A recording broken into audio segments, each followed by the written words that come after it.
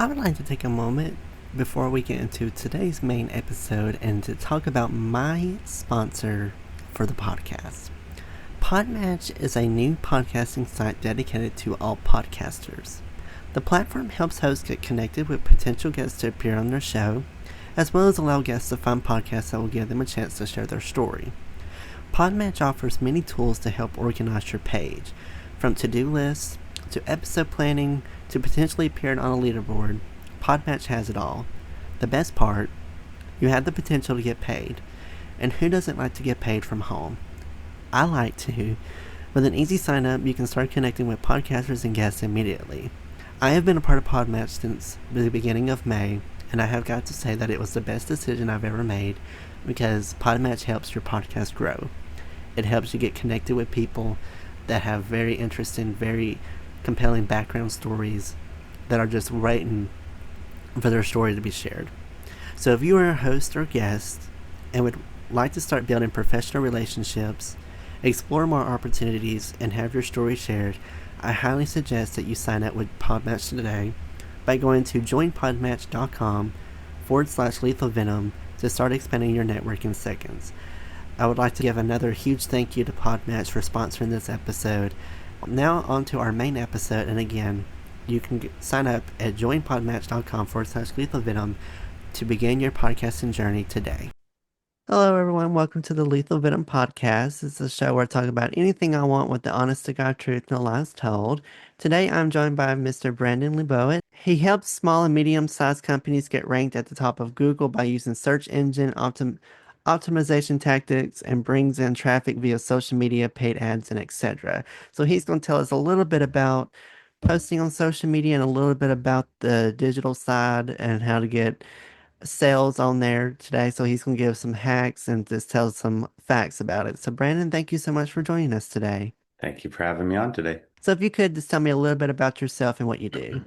Yeah, my name is Brandon Leibowitz, and I help people get more traffic to their websites doing search engine optimization. So whatever you search on Google, I make that pop up and just kind of fell into that back in 2007. Wasn't planning on it, but got my degree in business marketing. And after I graduated from school, one of the first jobs I was offered was doing SEO, and I didn't know much about it. I told the company that. They said, "Don't worry, we're new to this as well, and we're gonna learn with you and take you to classes and workshops." And did that for a few months and just realized everyone's gonna have a website in the future.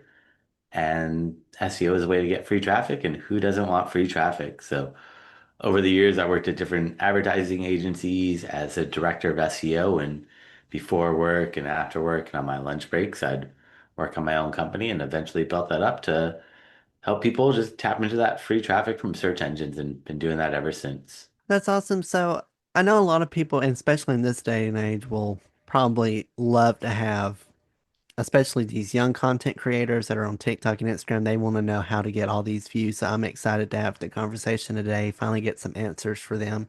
What are trends for digital marketing? Well, everything's shifting to AI, it seems like, and just trying to adapt and adjust and see what happens. Are people going to keep searching on Google, or are they going to go on AI, Google's Gemini or ChatGPT or Perplexity or a different AI platform? But just trying to figure out what's the future holds in store for search. It's AI has changed a lot. How do you build backlinks safely? Well, backlinks are clickable links from other websites that point to yours, and you want to find sites that are related to what you're doing to link back to you. And the best way to do that is try to reach out to websites. Well, one way I do it is reaching out to podcasts, just like I reached out to your podcast to try to get booked as a guest, because then you post about it on your website and that gets a SEO backlink. And it's all about just trying to think outside the box of how I could find other sites to potentially mention me. And if you just ask someone for a backlink, they're probably going to say no. If I just ask you for a backlink, you'd be like, all right, I have to update my website and it takes time and what's in it for me? But offering something of value makes it more beneficial. And then you will reciprocate and give that backlink intentionally or unintentionally. And that helps my SEO. How do you increase, and you kind of touched on it a little bit, but how do you increase more of your website sales and leads? That's where you just gotta optimize your website for conversions because getting traffic to your website is step one. After people get to your website, how do you get them to call you or email you or buy your product? And that is actually the tough part. So it's all about building trust for people. So how do you get people to trust you? Reviews or testimonials or social proof. That usually helps out, but just making it easy to navigate on the website, making it load quickly. All the important information should be at the top of the page so people don't have to scroll. Like your call to action needs to be at the top of the page. A couple bullet points that are skimmable, offering the benefits that your product or service offers. That way it resonates emotionally. That gets you to connect with people more. What are some top social media sites to use right now? It just depends where your audience is. I wouldn't worry about being on the most popular ones. If your audience isn't on there, then it's not going to do you any good. If there's a really small social media platform that nobody knows about, but your audience is all on there, I would be on there because you don't need to be everywhere. You just need to be where your audience is. And that's where you got to take a step back and think if you were looking for your product or service, where would you go? What platforms would you be on? And that's where you need to be active on. But the more popular ones nowadays are like Facebook, Instagram, TikTok, LinkedIn, YouTube, Pinterest, and there's always new ones emerging, but those are kind of the bigger, more popular ones. On TikTok, especially, a lot of people think that there's this conspiracy theory about correct times. Is there really a designated time for creators and even just everyday people to post on, or does the time thing really not matter? Mattered more when it was chronological with the algorithm. It doesn't matter as much, but it still does matter when you post because if you're trying to reach, if you're selling diapers for parents, then you might want to post early in the morning when they're waking up or late at night, maybe when they put their baby to sleep and they have some free time. So that way, hopefully they'll see it then, but the algorithm, they could see a post a week old just depending on how those platforms feel. But still, if you could try to push it and hit that, get a bigger pump of engagement right when you post it by showing it at a time that people are going to be active versus posting at like 5 a.m. or like 2 a.m. when you know they're probably asleep, probably not going to be as beneficial. How do you turn, because some content creators can get, I know a lot of celebrities, especially on Instagram, I've heard that you can get paid from just followers. How can someone turn regular followers into sales? You need to have a product or something that you're promoting. So, or you get brands to sponsor you and do brand deals, but those are the two main ways. Either do brand deals and you get paid a little bit of money, or you start your own product and then you get paid a lot more. So usually people start off with affiliate and then they realize, hey, I'm making this company all this money, but they're paying me what, 5%, 2% sometimes with Amazon. They don't pay much. So having your own product is really how you make money. So how do you track website analytics? I would use Google Analytics. It's a free tool from Google, and it'll show you where your traffic's coming from, what pages they visit, how long they stay on those pages. If they left that page immediately, tells you a wealth of information. It's like data overload, and it's free to use.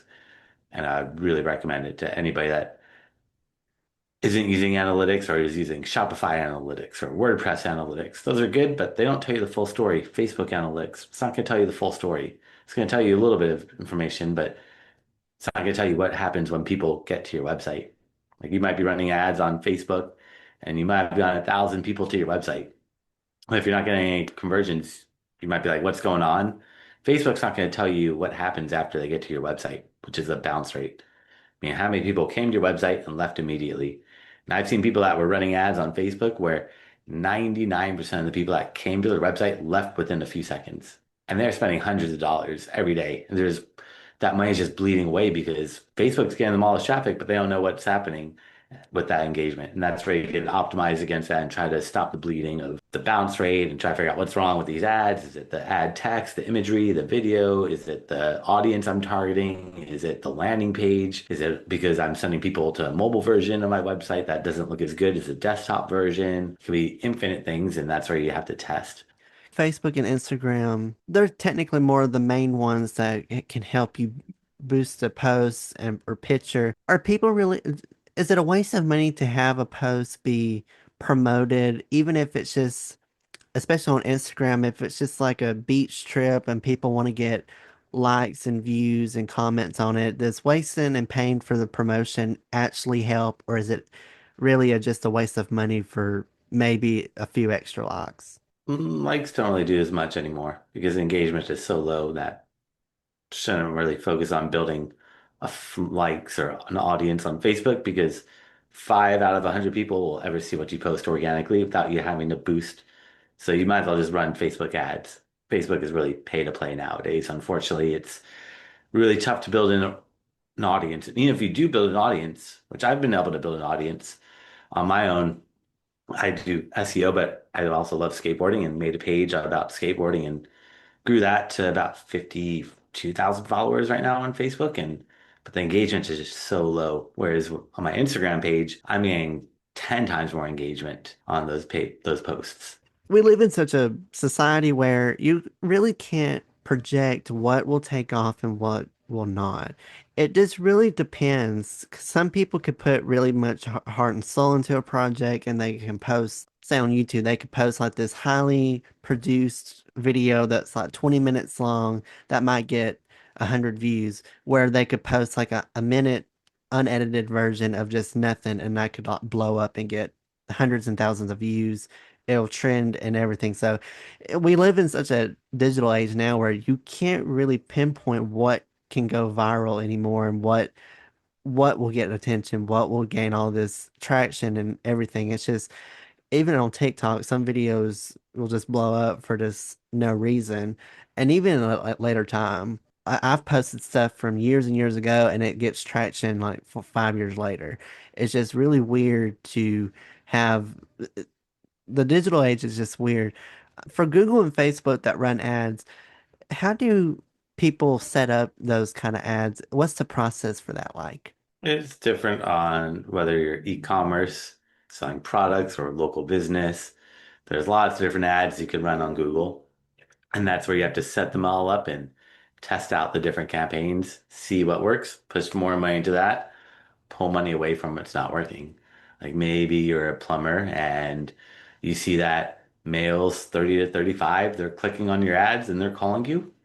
Let's push more money into that. But you might also see that males 20 to 25 are clicking, but they're not calling you up. Cut out that audience. So you have to test. And once you find the sweet spot, then just go all in. But you have to test and scale. But if you're not testing, then you're not going to really know what's working on all these platforms. And that's what all these platforms want you to do is not test because then you're just bleeding money away. What are some benefits of the SEO and is there any negatives toward SEO? Search engine optimization is ranking you on Google. So the but main benefit is people are going to find you when they're searching. The only negative is you might get too much traffic and you might get too busy if you rank at the top of Google because it's going to bring in so much traffic to your website that if you're not able to handle that or scale your business, then you might get overwhelmed and not know what to do. But SEO is a great way to help get a brand out there without spending money on ads because ads are great, but you have to pay for each click. And SEO is great because you don't have to pay for each click, but you have to invest time and it takes a while to be able to rank a website versus paying Google Ads. They'll show you right away. For people that are interested in starting their own website, are there any particular website makers that you recommend people use that are simple but very effective? I'd say WordPress is the most popular. It's free to use and it could do anything you want. And it's 100% customizable and it's free. And Google loves it. It's SEO friendly. And yeah, you can't beat that one. But Wix, Squarespace, Shopify are all good, but WordPress is a little bit better. I wouldn't change to WordPress just because I said it's the best. But if you are rebuilding, I would look at WordPress. But if you're already on an old Shopify or something like that, Wix, it's not bad. But WordPress is just a little bit more customizable and free. What is the process for if you're a business and you want to promote an ad for your business on these social media platforms? What tips do you have for businesses that want to have an effective ad run that will bring in reasonable to maybe a successful audience for their company? We have to set up multiple campaigns and test them all out, testing different audiences, different ad text and creative, but really different audiences in each campaign.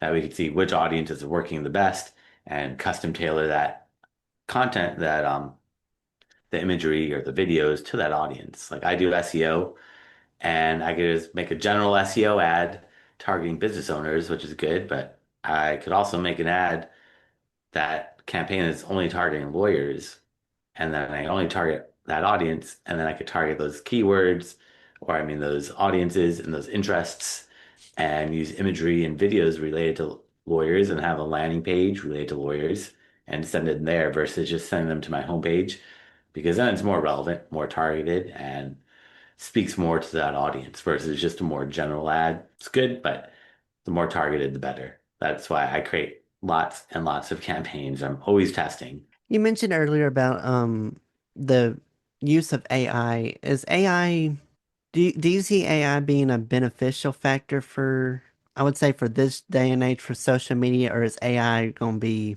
kind of a pain later on? Um, I mean, with SEO is where I focus mainly, and it's definitely going to stir the pot with Google and search engines and taking traffic away from them. But Google has incorporated AI overviews. So when you search at the top, gives you the AI overview, which is kind of like the feature snippet, which is what they used to show, kind of giving you the answer right there without you having to click onto websites. So we're gonna have to see how that affects traffic to websites, if they're gonna start letting people click to websites more on ChatGPT and AI, because right now they kind of give you the answer. They don't want you to leave those platforms. It's not like where Google, where they give you 10 websites to click on. AI just kind of gives you that answer right there and doesn't give websites that traffic. And we have to just see what's going to happen, how it's all going to change, if they're going to start putting ads, which they probably will because AI ChatGPT is $20 and that is really cheap compared to what they can make off of ad revenue, which is hundreds of millions of dollars daily, which is what Google does. Each click on Google could sometimes cost more than the Chat GPT premium version, where some Google ads cost $100 for one click.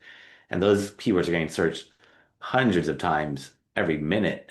And they're getting clicked on infinite so many times that these platforms are probably going to shift over. We're just going to have to see what happens. But it's definitely changing a lot with content, writing content, creating videos, images, text, all that stuff with copywriting is probably going to all shift to AI. Leslie, what advice do you have for people that want to start a website in this digital age? What's some good advice that you could give to them?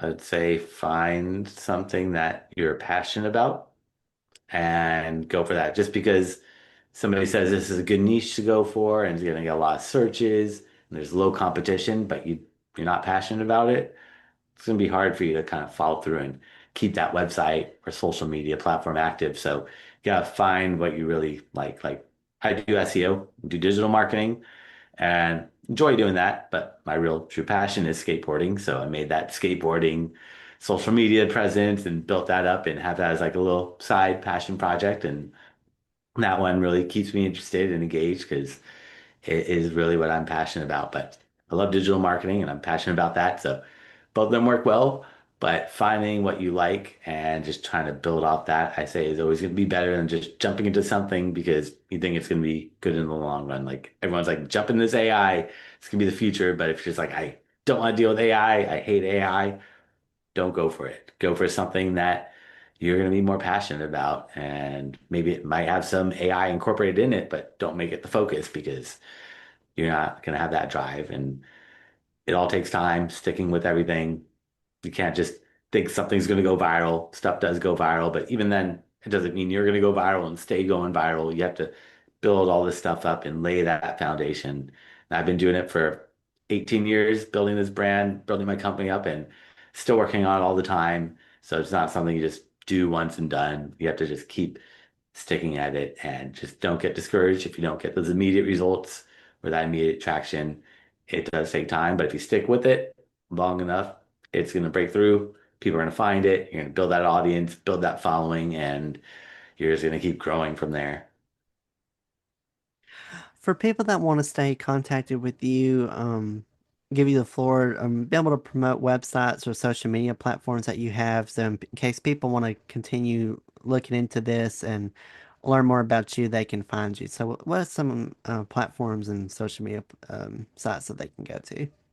I actually created a special gift for everybody. If you go to my website at seooptimizers.com/gift, that's seooptimizers.com/gift. And you can find that gift there along with my contact information and classes I've done over the years. I've thrown up for free so you can see step by step how to do a lot of stuff that we talked about. Also, if you do have a website, I'm happy to check it out from an SEO point of view and give you some feedback on what's working and how to get you to that level that you want to be at of traffic. And you can book some time for free on my calendar there as well. And as I always do, I'll put all of his social media platforms as well as his links to there down below in the description box. As he said, he'll, if you have a website and you want to get some opinions about it before um, on how to maybe improve it or if there's any changes that need to be done, please reach out to him on his website. And he also said that he had a special gift for people that want to check him out more. So I'll include all of these links in the description box below so they're all in one spot for you to find. You don't have to go searching and browsing the internet for it. Well, it'll help bring some traffic in there, but to help for my listeners that want to find it all in one place. It'll all be down there. Brandon, I appreciate you so much for taking the time to sit down and tell me some more about and tell some facts about the internet. I've not known most of that, even though I'm 23 and grew up in digital age. I had no idea. So thank you so much for sitting down with me and having our talk today. Yeah, it's my pleasure. I'm glad to share some of that knowledge and tips with you and your audience. If you would like to also follow me on social media, you can follow me on Instagram and TikTok at Lethal Venom Podcast, as well as Facebook, Twitter, and YouTube at Noah's Podcast. And as always, you can also get the podcast wherever you get your podcast from. It's available on all the major platforms: Spotify, Apple Podcasts, Amazon, iHeartRadio, YouTube, Pandora. It's really everywhere, so feel free to subscribe to the podcast so you'll get notifications of when new episodes drop. Thank you to everyone that has tuned in for today's episode. I hope you all have a great rest of your day and week. Be safe, and I'll see you on the next episode of Lethal Venom.